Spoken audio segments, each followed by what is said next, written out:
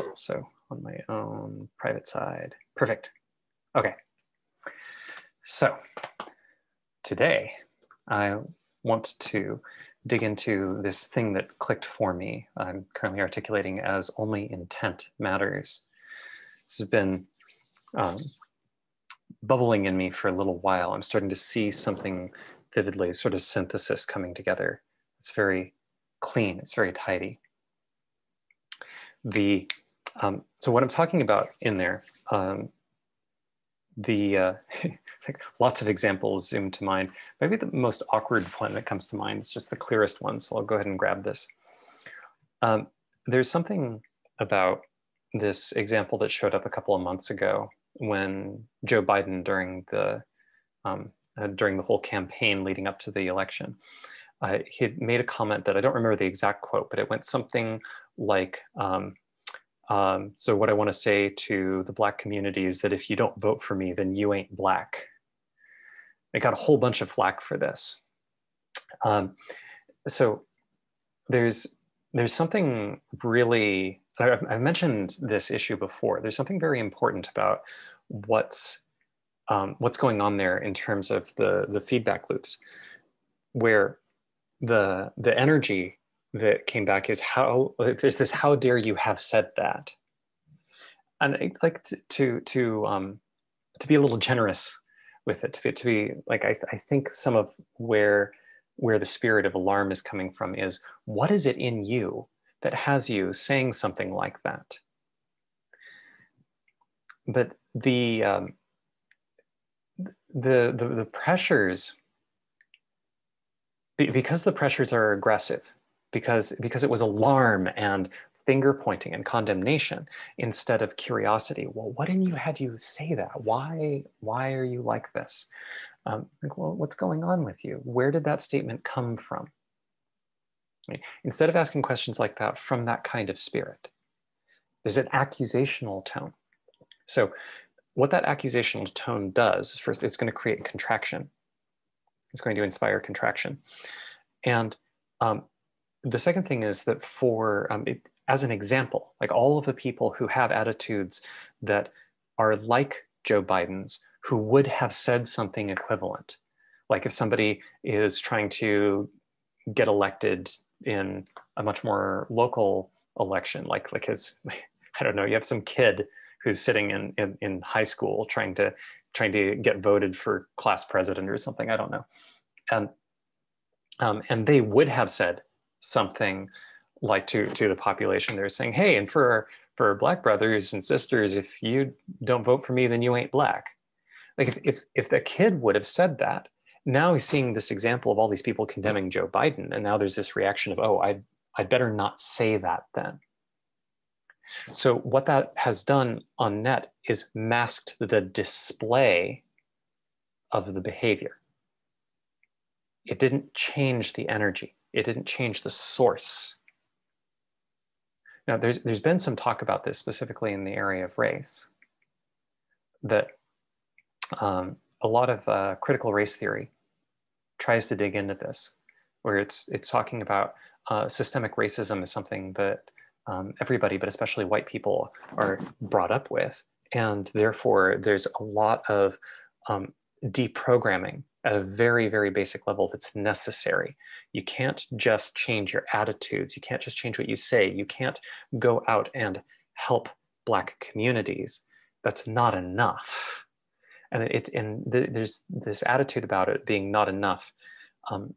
Like, again, I would say only intent matters. And I think that critical race theory fails dramatically on where its intent lies. There's something very, very poisonous about it. But to extract the content independent of the intent, there's a thread there pointing out where your heart is in how you are orienting to the system matters more than what you do. So, and then the theory is that white people have had their hearts programmed in a particular way. That's where the actual action is. You have to change the intent. You have to change where you're coming from if you want to make a difference. Said like that, I would look at it and say, that seems very true. The thing is, where are those statements coming from? They're not coming from a place of like concern and compassion for all beings, for the most part, not how I've read it, not the energy that I get from each of the people that are really espousing this loudly or have been espousing it. It's largely, best as I can tell, it's died down. It was from the summer, died down quite a lot. I don't hear as much clamoring about this anymore. But there's still an effect there. This energy of it's white people's responsibility. Like, you're a white person. White silence is violence. That same condemnatory energy. So I'm using a public example to make it clear what kind of thing I'm talking about. That there's this manifestation level. What do you do? Are you speaking up? Are you reading the books? Are you doing the right things? But then there's the question of why. Where is the energy coming from that is fueling this behavior? So that's a kind of political size of it. There are much more personal ones, lots and lots of personal ones. I feel like by naming this concept, by grabbing onto this concept, I am hooking onto something. I'm getting a handle on something that is very central to how I've been working, and what I've been feeling has actually been working me in ways that seem to be creating good effects for my own life and for my ability to engage in things in a kind way that matters. So a lot of those examples that pop to mind, I mean, sitting here describing this feel kind of abstract, but I can give some concrete examples that used to be true, that I think are a little clearer from the past. So an example of this is, a couple of years ago, I was trying really hard to make sure that I was eating very low carb diet, low sugar, but basically trying to eat like a diabetic. Part of the reason for that is that in my family, blood sugar handling problems and heart disease are some of the main killers. If not those, then cancer. But generally, if we don't smoke, we don't get cancer. So, and I've never smoked. So so for me, it's mostly blood sugar handling. So if I can maintain low blood sugar levels, then I can stay healthy for much longer. I have to come up with something novel to kill this body.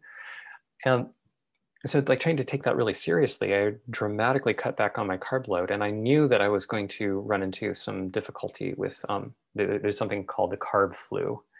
Like if you start eating a ketogenic diet, or something that moves in the direction of ketogenic significantly, lots of people experience a malaise of the body and will often get sick after a little bit, over a course of like 1 to 2 weeks, something like that.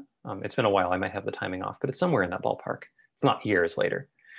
And I totally experienced that. I knew that, and in part because I knew that, and I knew this was me working through my body, getting used to a different level of eating carbs, I could just power through it. It was not comfortable, but it was quite doable.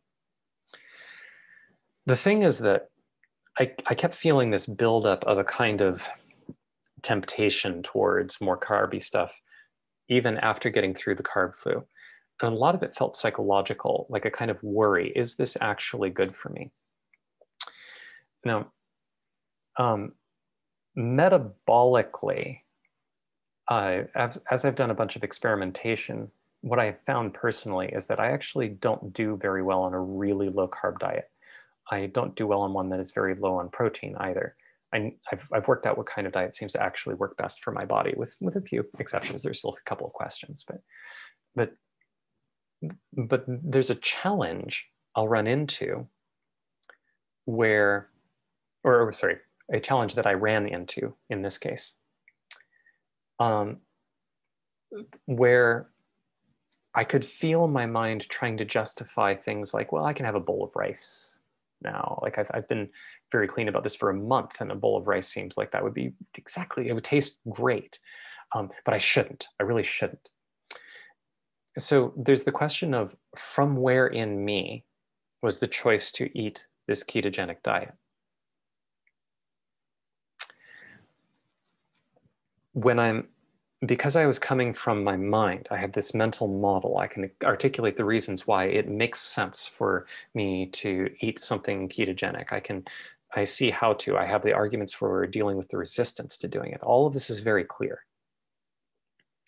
But it was mental. And ultimately, it was fear-based. I'm not saying that everything mental and fear-based is wrong, but the approximately speaking, the energy behind it is when my mind would envision a possibility, my body would feel fear. And that possibility was, oh, I might get diabetes, or I might have heart problems in 20 years if I don't address this somehow. And that thought stimulated fear. That fear became the origin of my action. So then there's the question of, well, what creates the thought? What created the original thought? Why is that the thing to focus on? Right? Lots of people have diabetes in their family. Lots of people have seen family members die of heart attacks. But a lot of them don't go on to obsess about health. They don't try to switch their diet to something ketogenic. Even if they know that would be a good idea, they just go, yeah, but I'm not going to. So what in me caused me to focus on that? Now, at the time, I had no idea, but looking back, I actually can tell you quite readily. There's this almost existential fear I was living in constantly. It still bubbles up for me fairly often. It's cracked. It's a lot less coherent now. I talked about it very early on in this whole video series. This feeling of, what if I get it wrong? Like maybe there's some kind of cosmic playbook I need to play by, and if I don't play by it well, then bad. Like then I'm a fuck up. This has been an emotional undercurrent for me for pretty much my whole life. In a conversation with a friend, Carissa, if you saw the talk from about 2 weeks ago, the pair of us, in a talk with her, I went, oh, I bet I know where this came from. I'll explore that. I'm still exploring it. I don't want to go into that story right now, but anyway, this is a very grippy thing, and coming from that energy, I'm not creating the kind of world around me that I really want.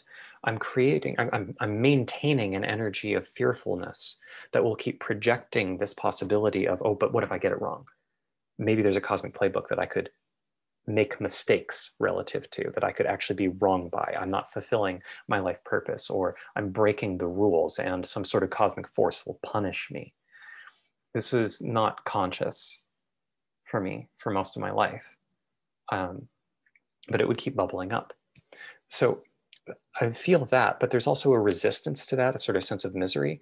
And that resistance is showing up as things like the desire to eat rice. And because I was trying to operate at the level of form, at the level of manifestation, well, either I eat the rice or I don't. If I don't eat the rice, I keep on the diet. If I do eat the rice, then I break it. And then things become more difficult for me in these ways. So let me control at the level of action. Orienting that way, I'm not addressing the conflict that has these two forces, the what if I get it wrong and I don't like living under that fear. Those two colliding, I wasn't addressing at all. In fact, by focusing so diligently on the level of what do I do and thinking in terms of discipline or trying to make myself do what I thought was the right idea, I was mostly distracting myself from this inner collision. And since I was largely identifying with the results of one side, in the sense of siding with might be a better description for it. I was siding with and conscious of, well, I need to take care of my health this way. The other side, I wasn't speaking to at all, and it would ramp in the background. Eventually, that actually produced a great deal of depression. I ended up keeping to a ketogenic diet for a couple of months. I lost tremendous amounts of weight. I was weak, I was depressed, I was slow, couldn't think straight. And so it turns out that I have enough willpower to destroy this body. That's not necessarily a good thing if you don't know how to use your willpower. So like power without wisdom is not a resource. it's something to overcome. So in the same kind of way, think of all these cases of people who will set their alarm clocks and the alarm clocks go off and then they just hit snooze and they hit snooze and hit snooze and and then later when they eventually get up, they feel freaked out because they don't have enough time, and then they condemn themselves for not having just gotten up, and why can't I just get up when the alarm goes off? Focusing on the level of action, on the level of what are my senses picking up on. So a thing that is settling for me is a recognition that it doesn't matter what happens. What happens is a reflection of where intention has moved, where intention is from, and what it's attending to. So in showing up for these live streams, if I let slip in a kind of attitude like, yeah, and I'm going to use these to like pull a lot of interest and make people really interested in what I have to say so that I can sell something to them. That intention.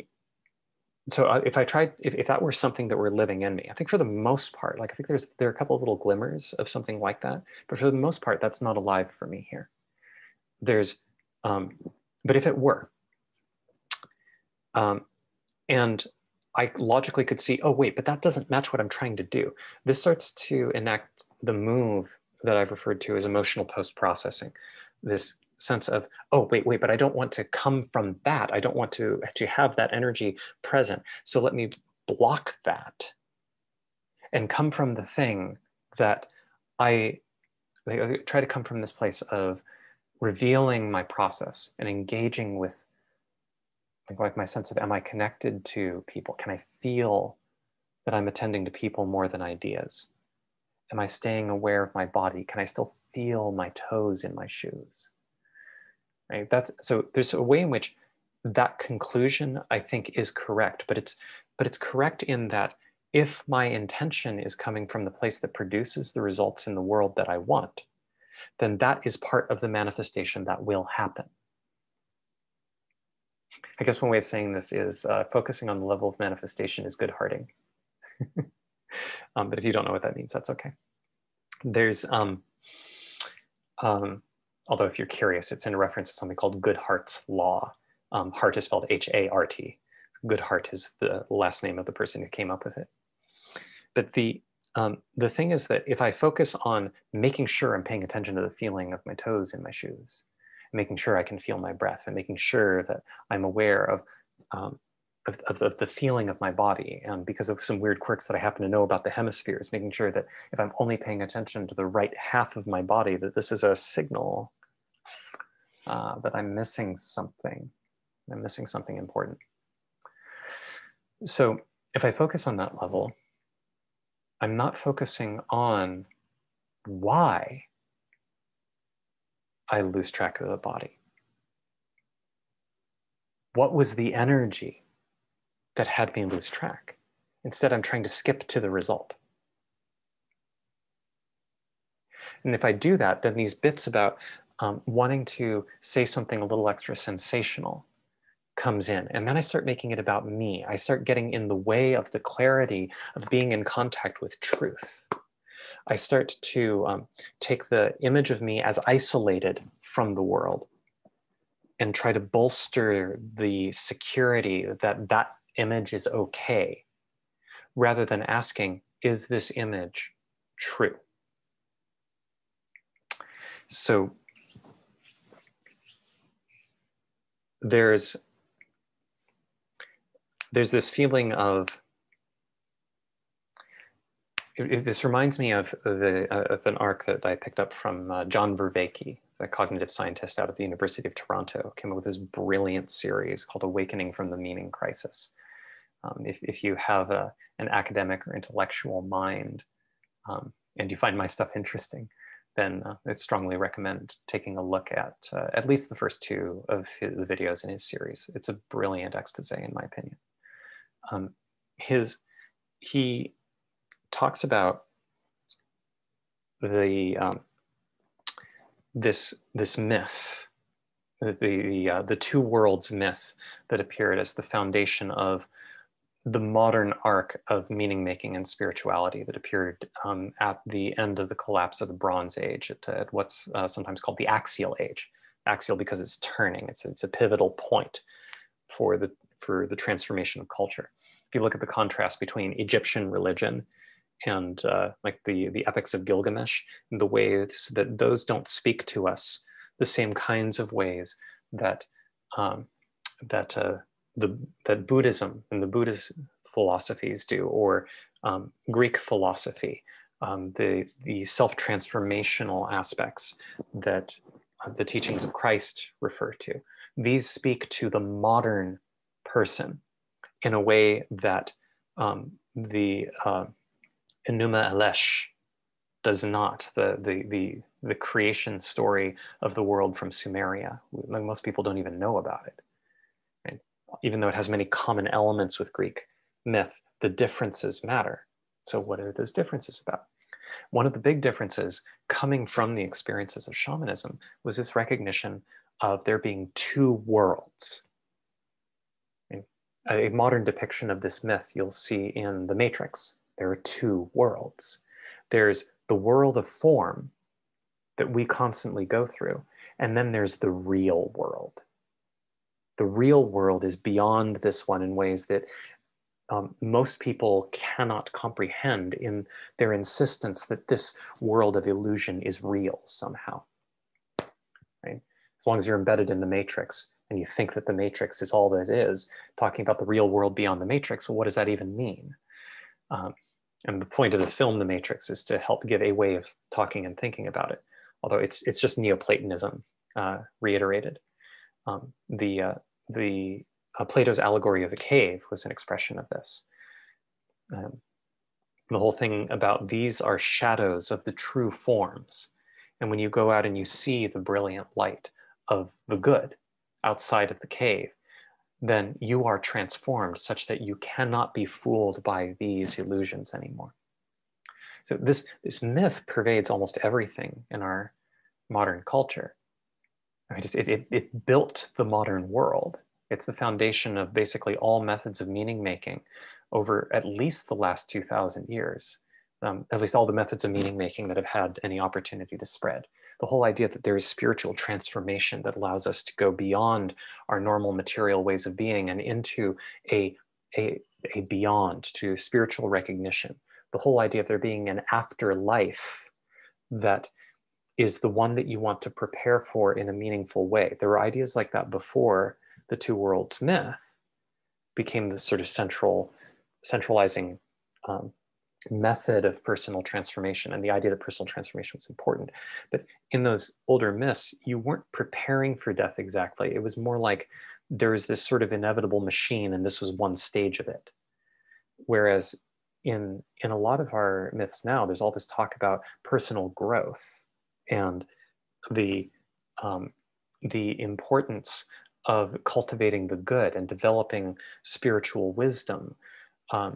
Even in scientific circles, there's a lot of emphasis on clarifying your mind and having the ability to reason more clearly and to remove superstitious ways of thinking. Why is that important? What is the meaning? There's a whole deep historical arc behind all of these. But the point is that there's two worldsness to it, not so much in science. Science has forgotten the two worldsness approximately.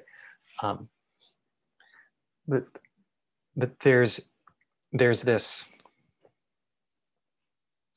quality that has become lived to my ongoing experience. It's something I'm still deepening, but I feel like something clicked. It is observational to me that the level of energy, the level of energetic movement, the level of intent causes the results that we see in the world. I mean, like what is it that makes my hand move when I choose? I can bring in things like I can numb my arm, I can like do electric prod zapping, I can like tense, like push on the so there's push on the tendons and make the hand move. But the thing is that anything that is mechanical is not where choice lives. I don't mean to say something that is defying the scientific worldview here about, well, like, what is choice anyway? It's just going to be some kind of neurological thing, surely. I think they're confused, but I don't mean to defy the observations of the world being mechanical and that we understand the mechanics. But the thing is that wherever we experience mechanics, we don't experience free will. So in terms of asking what matters, what is the level of mattering? Where is even the experience of choice? Even if it's an illusion, where is that experience? It's not at the level of effects. It's at the level of causes. So paying attention to why am I doing what I'm doing? That matters far more than whether I do good. That may seem a little strange. What if by cleaning up where I'm coming from, by creating more devotion to truth and transparency and coming into contact with reality? Well, what if it turns out that maybe I actually do have some racist ideas? Maybe I really do distrust Black people more or something like that. I'm not conscious of this, but maybe I'll find something like that, for instance. And if I don't control my behavior at the manifestation level, then maybe I'll enact those and that would hurt people. It certainly seems logical. But the problem is that if the level of control is, first off, if it's only at the behavior level, I think this makes the mechanism very clear. If it's only at the behavior level, then what happens is those, in this case, racist ideas and those energies still enact. They just avoid places where I can be conscious of them or where they can appear in the world in ways that can give blowback. It's not addressing the lack of care and love that allows those attitudes to be in me in the first place. So the only way to clean those out is for them to come into contact with the world with an attitude in me. This is not about needing other people to behave in a certain way. This is about in me for making myself aligned with truth. I have to be willing to prioritize my origin, my intention, over what I accomplish. That this world of form, that in the matrix, what happens at the level of the matrix doesn't matter. What matters is the real world. What's the real world? It's truth.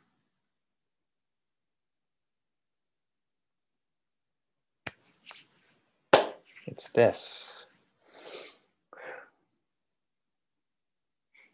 It may seem paradoxical, and like this certainly seems like the level of form, but there's this, here it's at the edge of my articulation, but there's this, and it's possible there's some confusion here that I need to tidy up, but there's a level at which the difference between manifestation and intention can kind of vanish.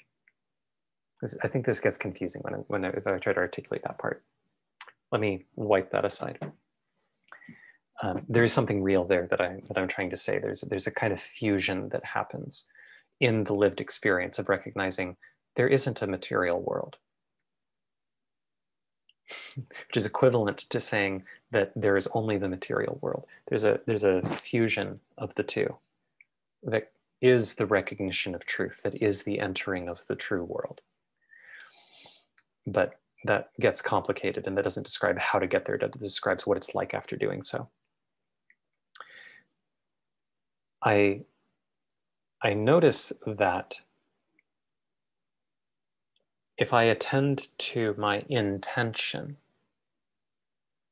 and I bring that in, and I make sure that it doesn't matter whether I'm being nice, that I'm being kind. That's actually irrelevant. If I systematically am unkind, This indicates something about my intention that I'm not noticing. That's important, but that's a reflection. I'm seeing this reflection in the matrix of what I am putting into it. If instead I can prioritize, just like letting go, letting me see this as an echo of how my intent has been up to this point.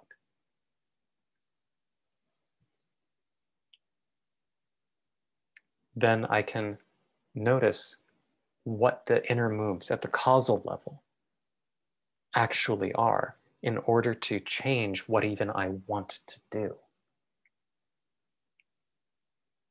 To make it easy to notice, is it right for me to change my diet?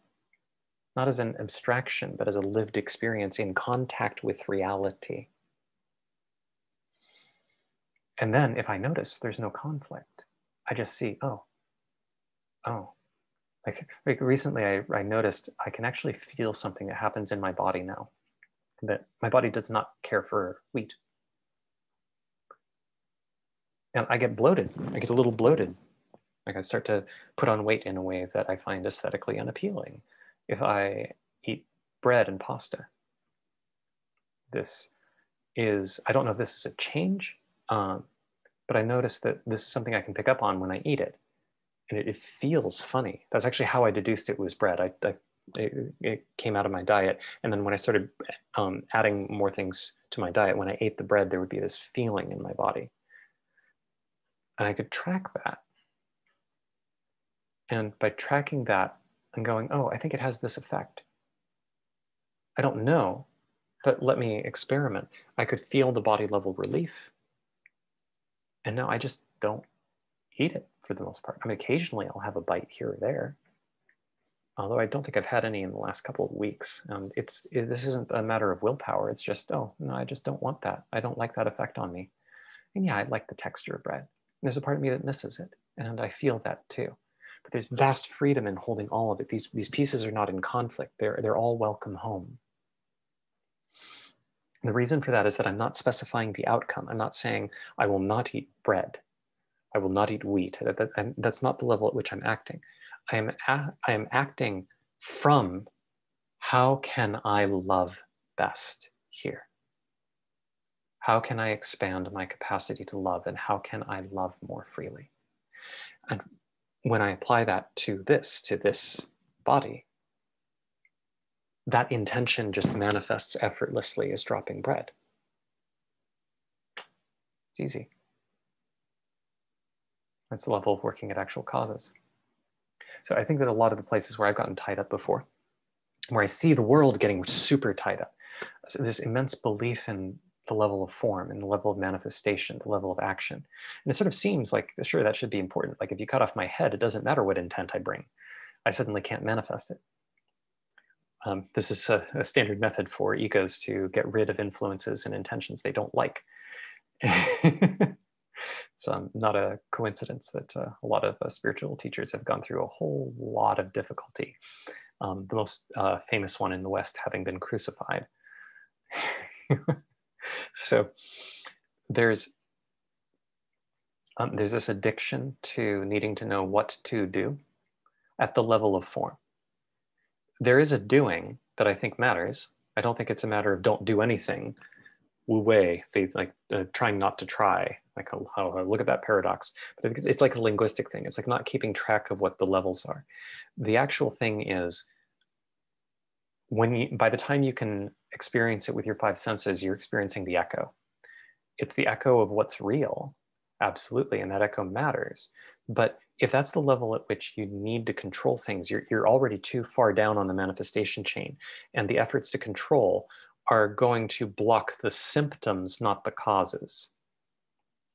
To address the causes, well, you can't address them in other people first. You got to address it in yourself. I've got to address it in myself. It just seems to be how it works. I'm feeling into the structure of that law. I can see how it works, but there's a piece in me and how my mind is designed, how my heart is designed, where I still really want to rescue people, and I really want to save the world. And I want to get meaning from doing so. And I want people to be amazed at what I can bring by doing that. And some of that amazement is actually really good. It's part of how my heart shines. I love attention. And some of it is me trying to fill the hole in my heart that is from not sufficiently opening myself to the love of existence. I can feel that gap. So there's kind of an addiction in me where I get confused, and I can see that addiction in the world. So when I'm wanting to wrap up here, and I'm doing this quite a bit later than I usually do. I usually like to do it early in the morning or late at night. And I'm doing this right in midday for me. Yeah, I'm about 10 minutes late from something I would like to attend to. Seeing if I could crunch this down, and the answer is no, not really. I need an hour.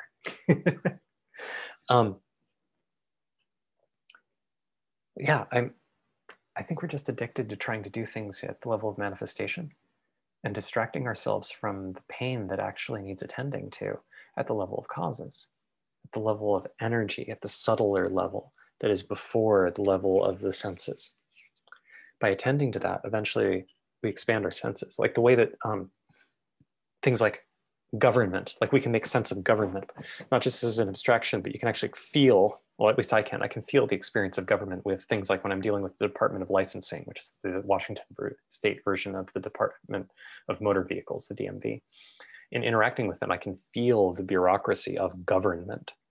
And it's not surprising to me. It doesn't feel like, oh, there's this weird energy like a ghost or something. It's like, no, it's just what it feels like to interact with them. Same with, it makes sense for me to talk about my relationship with my girlfriend.